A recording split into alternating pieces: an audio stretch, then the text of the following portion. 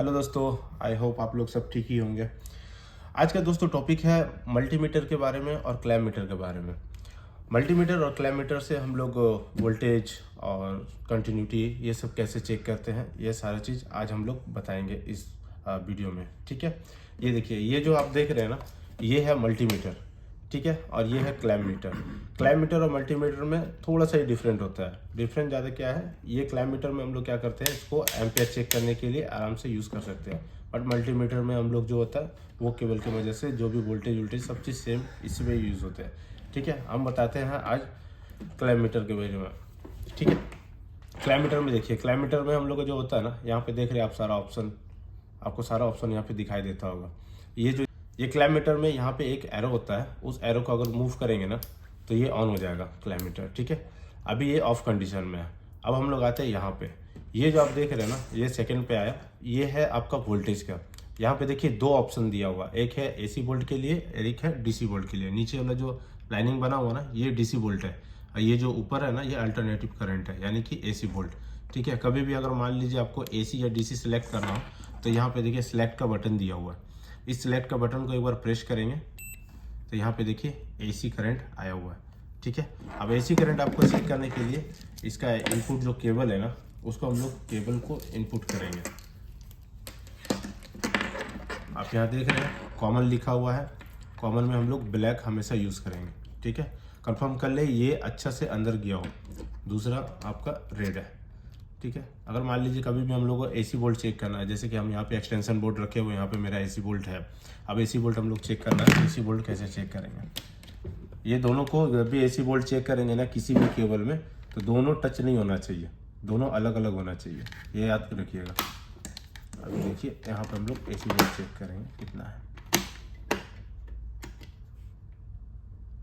आप देख रहे हैं यहाँ पे 250 वोल्ट आ रहा, यह है एसी वोल्ट। डीसी वोल्ट का यहाँ पे ऑप्शन नहीं है, इसलिए हम लोग डीसी वोल्ट को किसी और दिन आपको बताएंगे।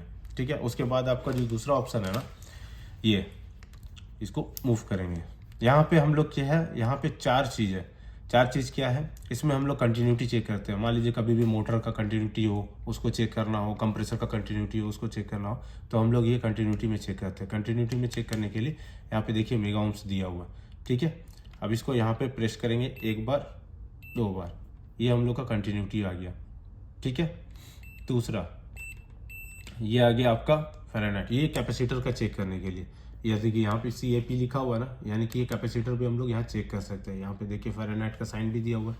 कैपेसिटर चेक करने के लिए आपको कुछ नहीं करना, बस खाली ये दोनों केबल को पकड़ना है, आप कैपेसिटर लेना है। कैपेसिटर का जो दो पोल होता है ना, दोनों पोल में अलग अलग आप इस तरह से लगाएं, आपका कैपेसिटर का भी वैल्यू आपको दिखा देगा। देखिए इसमें दिखा रहा है अभी। ठीक है, अब जो होता है ना, हम लोग ओम्स चेक करते हैं। हम लोग कभी भी PCB रिपेयर करते हैं, उसका ओम्स चेक करना पड़ता हो, तो उसके लिए भी हम लोग यहीं पे हम लोग चेक कर सकते हैं। उसके लिए सिलेक्ट बटन है, आप सिलेक्ट बटन में जा करके ओम्स में जाएंगे तो आपको मिल जाएगा। अब दूसरा है यहाँ पे हैज। हैज जो होता है हम लोग का फ्रीक्वेंसी होता है। हम लोग को उधर आपको पता ही है 50 to 60 आपका 50-60 फ्रीक्वेंसी का हैज का कोई भी इक्विपमेंट, इलेक्ट्रिकल इक्विपमेंट रहता है, तो हम लोग 50 to 60 कैसे चेक करेंगे, बस यहाँ पे ला करके इस केबल के मदद से जैसे हम लोग वहाँ चेक करते हैं उसी तरह चेक करेंगे। दूसरा है टेम्परेचर का।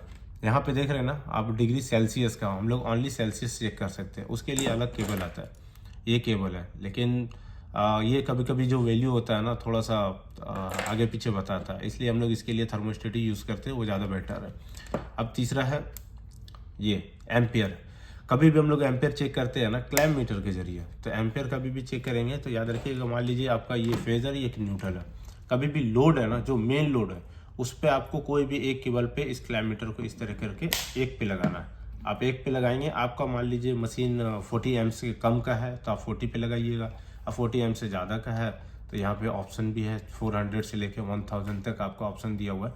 आप इस पे जा करके एम्प चेक कीजिएगा तो आपका वैल्यू भी बता देगा। और उससे कम का है तो 40 पे आप सिलेक्ट कीजिएगा। 40 पे सिलेक्ट करने के बाद आपको 40 में ही बताएगा कि कितने एम्प्स है। मान लीजिए 40 एम्प्स के अंदर ही है तो जो किसी भी एक केबल में लगा रहा है ना, जो लोड है जिसमें, यानी कि मेन लीजिए मतलब मेन प्लग पॉइंट है ना, वहाँ पे आपका फेजर न्यूट्रल रहता है और आर्थिन रहता है, तो आप ये न्यूट्रल या फेज पे दोनों में से एक किसी पे भी लगाएंगे तो आपको वैल्यू बता देगा।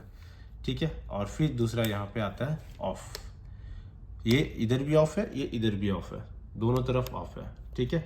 अभी एक चीज़ और है इसमें,